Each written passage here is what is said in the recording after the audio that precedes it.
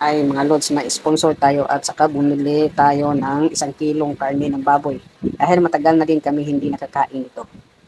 Tapos mga lods, hapit na maluto ato ang karne ng baboy. O huwag kayong magtaka, bakit ganyan? Kasi alam nyo naman na pumuputok yung karne ng baboy. Kasi mga lods, ang tawag sa Bisaya niyan, gihilisan lang nako ang karne ng baboy, butangan na nako asin, ikuaan ra nako siya mantika. Ingana ra nako sa pagluto mga lods, kay walay daghang puti. Tapos mga lods, akong gingnan ako nga nagbidyuhan sa ko. Nga gipalayo nako kay basin malagsikan siya sa mantika sa baboy. Kay daghan og mantika mga lods. Naamgo ni tambok akong gipalit mga lods sa kilo ni 300 ang kilo mga lods. Karon renton may nakakaon na ni kay sponsor.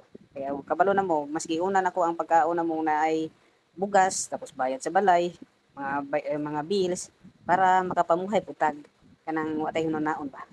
Kaya mga lods, mo na resulta sa atong luto. Pero lami kay na mga lods. Asin ray timpla na mga lods. Wala na lain. Oo. Wala na tuyo kay kabalong na mga yuti ay mga tao diri. Salamat day kayo sa sponsor ha kay nakakaon may since 2019 palas nang kaon aning karniha na ingani pagluto. Kaon man big mig karni diri ha. Pero bita ning ikaw jud magluto jud kay kabalo jud kag limpyo ba. Alam na.